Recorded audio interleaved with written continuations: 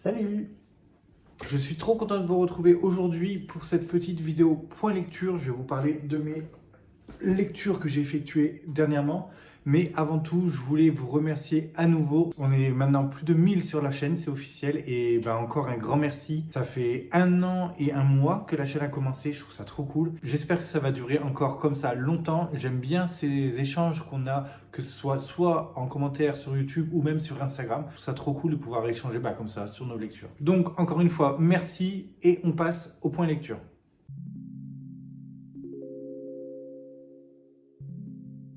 Le premier livre que je vais vous présenter, c'est celui-là, c'est Fracturé de Terry Terry aux éditions La Martinière Fiction Jeunesse. Ici, c'est le tome 2. Le premier tome, c'était Effacé, premier tome que j'avais adoré. Pour résumer brièvement l'histoire de cette saga, dans ce monde, les jeunes qui ont commis des délits sont capturés et on leur efface la mémoire. Donc, ils deviennent officiellement des effacés pour quelques mois après être réintroduits dans une nouvelle famille pour essayer de continuer leur vie, enfin je dirais plutôt reprendre une nouvelle vie. C'est un monde qui est très contrôlé, rien n'est laissé au hasard, tout est très contrôlé jusqu'au lycée justement où on va croiser le personnage de Kayla, personnage qu'on retrouve du coup, c'est l'héroïne dans le second tome.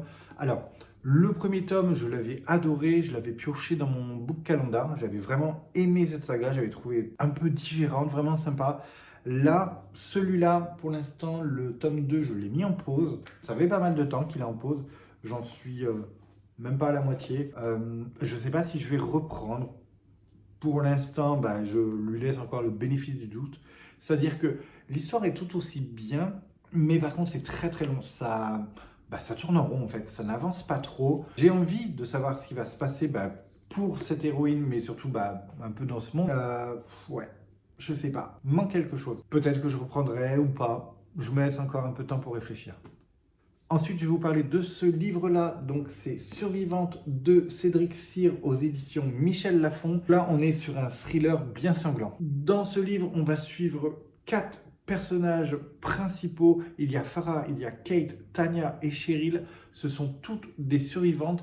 Elles ont vécu l'abominable. On parle donc de séquestration, d'abus en tout genre, des actes vraiment ignobles. Elles ont survécu toutes d'une manière plus ou moins différente. Elles vont se retrouver, elles vont commencer à parler entre elles pour essayer de se maintenir à flot, essayer de passer outre ces moments très difficiles, jusqu'au moment où elles vont se poser la question à savoir est-ce qu'il ne serait pas temps, est-ce qu'il ne serait pas favorable pour elles de se venger justement, pour essayer de tant bien que mal se reconstruire. Ça, c'est pour l'histoire de base. Celui-là, c'est un livre que j'ai adoré, vraiment. Les Cédric Cyr, de toute façon, je les attends avec beaucoup d'impatience. Typiquement, c'est le genre de livre que j'achète dès le jour de la sortie. Si je peux, je les commence directement. Là, il me semble que j'ai attendu 1 ou 2 jours. Enfin voilà, c'était très bien. Vraiment, c'est un très bon thriller. Un page-turner, vraiment, ça se lit, ça s'enchaîne très rapidement. Les chapitres sont assez courts,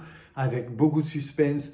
Ça finit sur un rebondissement. On n'a qu'une envie, c'est de savoir la suite. C'est assez gore, c'est très noir. Il y a des scènes un peu insoutenables quand même. C'est vraiment... quelquefois, c'est un peu dur à lire.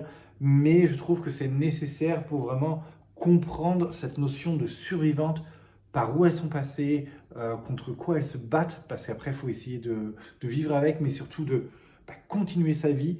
C'était très intéressant. Il y a certains points qui sont soulevés, qui sont là aussi intéressants. À plusieurs moments, on va même évoquer l'inaction, que ce soit des forces de l'ordre ou de la justice, que les victimes se retrouvent complètement désemparées, elles ne savent plus vers qui se tourner, elles ne savent plus quoi faire. J'ai bien aimé que ce soit évoqué, parce que du coup, ça fait réfléchir. Ce que j'ai bien aimé aussi, c'est cette question par rapport à la frontière entre le bien et le mal. Parce qu'elles ont survécu, elles se posent la question, est-ce qu'elles doivent faire leur propre vengeance, vu que personne n'est là pour elles. Cette limite qui est questionnée comme ça, c'est quelque chose que j'aime bien dans les romans, ça marche super bien.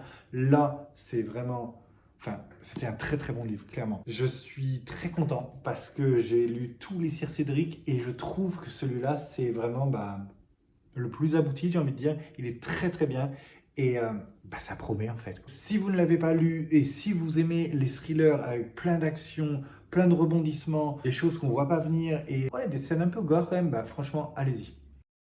Ensuite, j'ai lu Les liens mortifères de Sophie Le Barbier aux éditions Albin Michel. Donc là également, on est sur un thriller. Par contre, pas de chance pour celui-là parce que je l'ai lu directement après Survivante. Et dans ce livre, on retrouve également une psychologue. Donc forcément, j'ai un peu fait le parallèle entre, pas les deux histoires parce qu'elles sont différentes, mais malgré moi, j'ai un peu comparé donc, ces deux personnages de psychologues.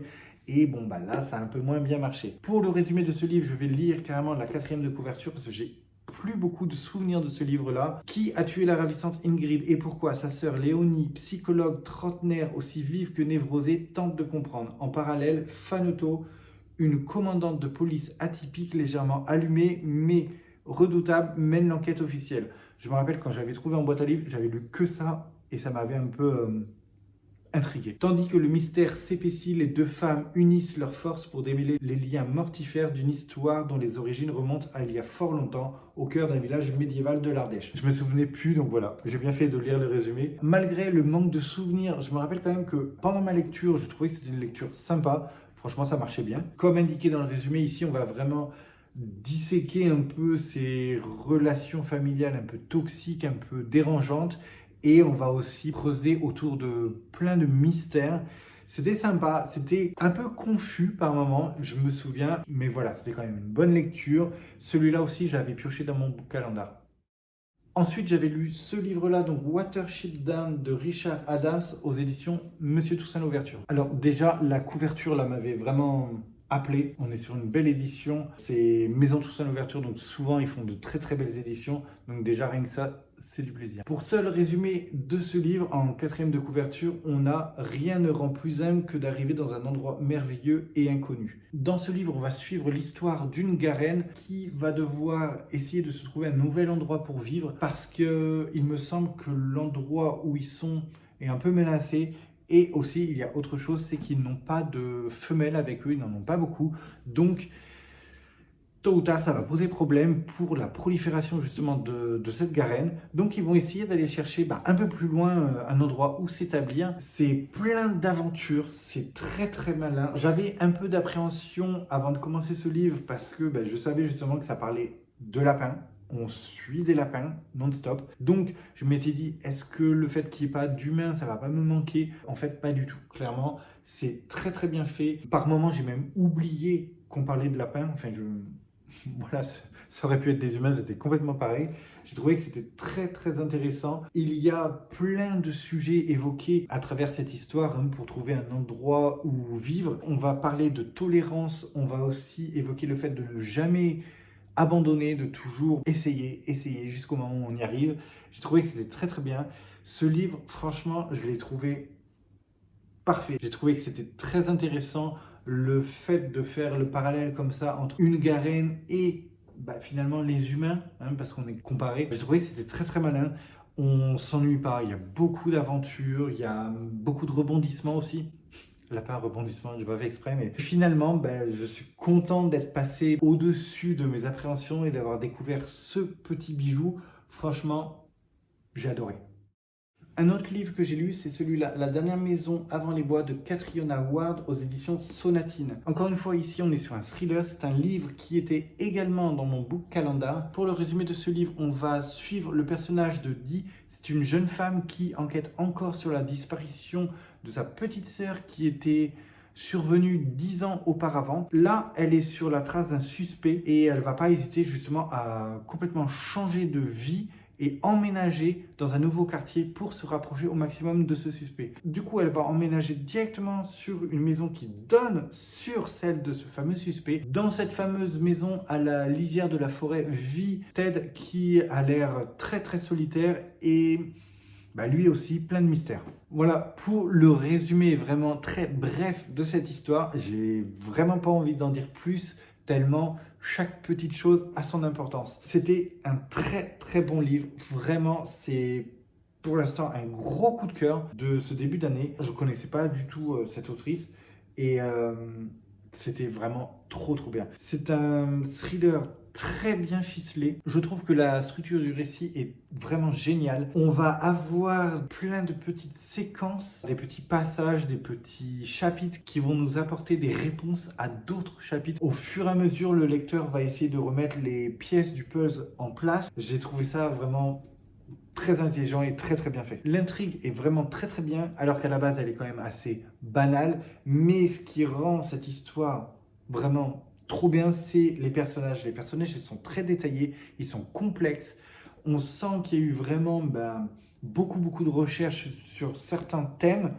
Je peux pas en parler, sinon ce serait spoilé, mais voilà, je trouve que c'était très intelligent. Franchement, c'était très bien. Ce que j'ai beaucoup apprécié aussi à la lecture de ce livre, c'est que finalement, j'ai changé plusieurs fois de théorie. Je partais sur une théorie, et puis en avançant, je me disais, ah mais non, c'est pas possible, ça peut pas être ça. Donc je spéculais autre chose.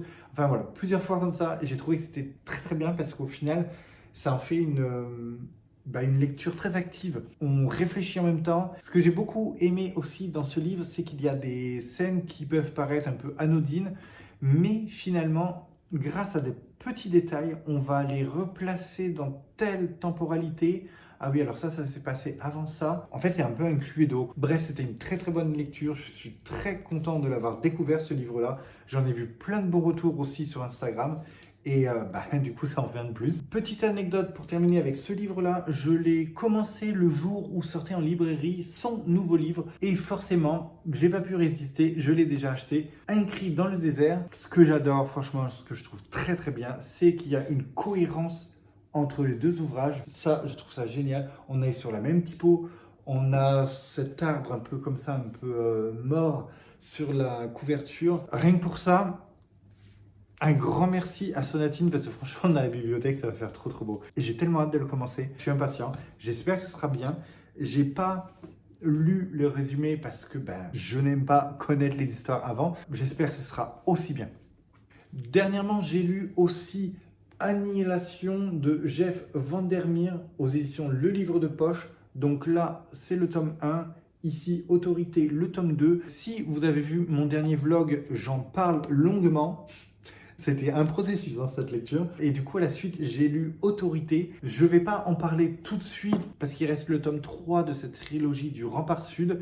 Je l'ai dans ma bibliothèque, il m'attend. Je compte le lire très prochainement. D'ailleurs, je me demande si je ne vais pas le commencer après, parce que finalement, j'ai fini le livre que je lisais.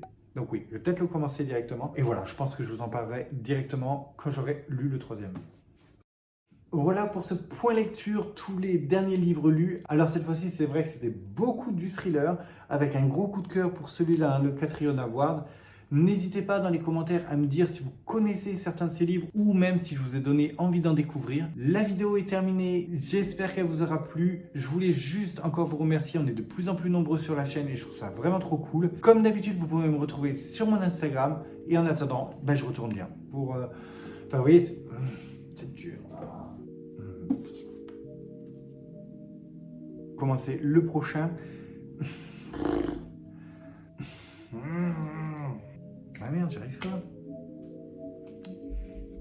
Blablabla. Cette fameuse après-midi, ça va pas.